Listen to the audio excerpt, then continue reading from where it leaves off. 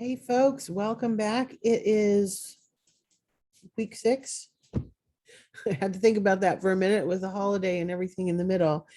Um, excuse me. Spent the holiday week up north and living in Florida for 14 years. I am not used to a heater, so I apologize if I sound ill. I am fine, but my head did not enjoy that dry air. We're going to go ahead and get started with our weekly walkthrough. And I'm going to share my screen. I've got a couple of things I want to share with you this week. After we had already talked last week, I sent out a second announcement with a sample in it for the pro-con paragraph assignment from Unit 4. And I actually want to go through that document with you today because this is also kind of a pre-sample for the argument essay itself. There obviously will be more to it in the argument essay than the 2 paragraphs, but the setup is pretty much the same. So I think it will help if we walk through that together. But first, let's go ahead and look at Unit 6. This is a non-writing assignment week, so you will have a discussion board, which I feel is another kind of fun one, and a knowledge check.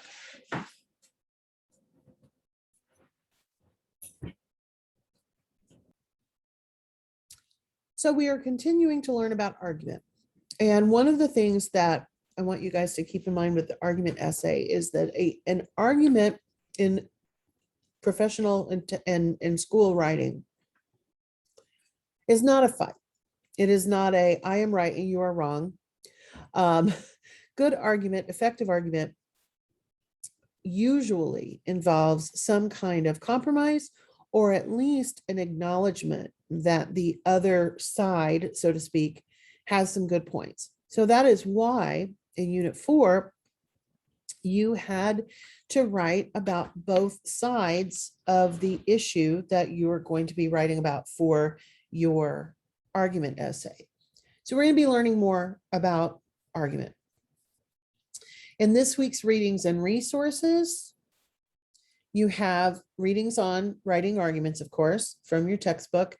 You have a reading, an interactive about writing transitions, because of course, we're now going to be writing a full essay where the paragraphs, and there will be at least 5 of them, will follow logically from one to the next. And so writing transitions can be challenging, but you will have some help with that through this particular module. Rhetoric and argument, again, specifically going back to the ancient Greek models for argument, but there is a reason that that works. You want to establish facts, you want to use facts to back yourself up, but you're also going to be using opinion. This is not, you cannot argue without opinion. So we've been talking a lot about argument and about fact versus opinion. Facts are not automatically good. Opinions are not automatically bad. And of course, sometimes when we do that one versus the other sort of thing, that's the way it feels. But keep that in mind. Opinions are not bad. They just have to be backed up. And then, of course, you have a couple of videos. And well, no, 3. Oh my goodness, there's a lot of videos this time.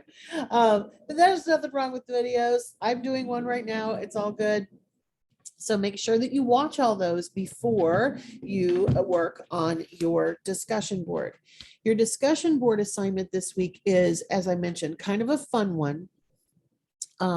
Let's go back to the module first and we'll click on it. In this discussion, you will be analyzing a subject for its use of the rhetorical appeals. So you have to know what you just read and viewed before you write your discussion board. Do not try to do it before you do the readings. You're going to choose an advertisement. That could be a commercial from television. It could be a billboard. It could be a magazine ad. It could even be a click ad off of a website, but it needs to be trying to sell you something.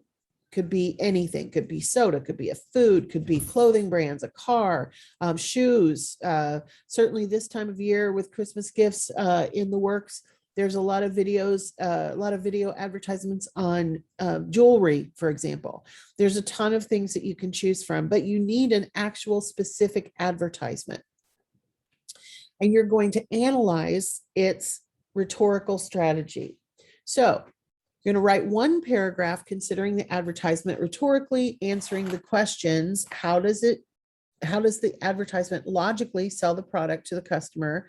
What emotions does the advertisement create in you? And what makes you trust the brand in the advertisement or not trust them? Please include a link to the advertisement in your post. That is super important. We need to be able to see what you're talking about. So the easiest thing is to use a television advertisement and to get a copy of that is posted on YouTube. That is by far the easiest way to do this particular assignment. There are a lot of websites that collect past advertisements from magazines and things like that, award-winning advertisements.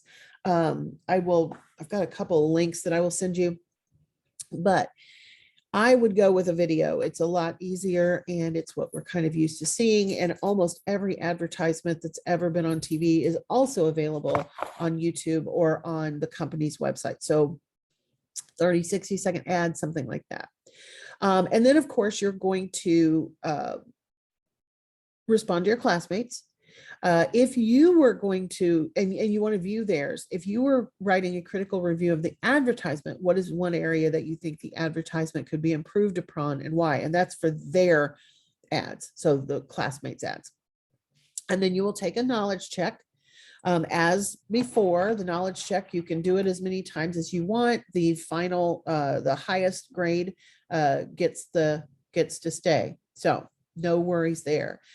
You are also going to be continuing, hopefully, to work on your argument essay because it's due next week. So in advance of that, we'll talk a little bit more on next Monday, but in advance of that, I wanted to take a look at the sample that I sent you guys for Unit 4. This is what an APA document looks like. Okay, it is plain double-spaced. It has a page number. Excuse me, page number in the header. It has a cover page that has the title, the student's name, the school, me, and the date. On page 2, the title is repeated. It is not repeated on all the pages. APA no longer has the title up here in the header. It just goes at the top of page 2. And you notice, again, it's just a page number up in the actual header. Couple of things about the way that we write in academic writing. You want to stay in third person entirely. You never, ever want to say, I think, I feel, I see, I believe, I read. You are writing the paper. We know it's you. You do not need to call attention to that. Every time you use anything from research, whether it's put in your own words or paraphrased or quoted, you have to have an in-text citation. Now, the pro-con assignment said you should only paraphrase. We had quoted the week before that. In the essay, you're going to do both. You're going to have some quotes. Anything that seems really important, you might want to quote it, but you're also going to paraphrase information. And this shows you where I have used in the sample where things have been used. So this one, this first section here, they both came from the same article, but they're kind of two separate points. I used term limits for Congress for this particular one so that it was not the same topic that anybody would be writing about, because I don't want to write them for you. I can't do that. But this will show you what it should look like. So everything that I now have highlighted, in fact, let me go ahead and highlight the last sentence, because everything in this paragraph that is not highlighted was my own setup and interpretation and the topic sentence, that kind of thing, like things that the person, the Sally student wrote it. What is highlighted here is what came from research. So this paragraph, it starts off really, setting up the idea and then providing the proof, which is pretty normal. This one sort of goes back and forth. This particular piece of information is from the article, The Question of, from 1994. And then the last part is paraphrased from Frenzel from 1992. The middle here is what the writer has supplied. So in any given paragraph, you're going to have some of your own thoughts, but again, you don't have to say they're your thoughts. And then you're going to supply the research. When you use an in-text citation, you have to use whatever comes first in the references list. So if I scroll down, you'll see the question of term limits did not have an author.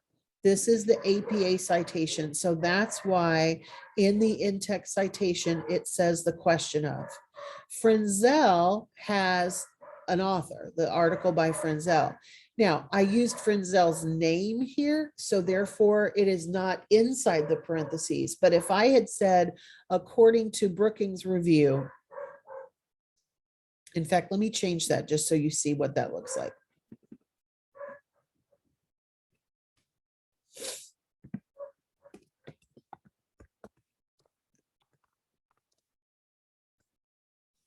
If I name something else besides the author,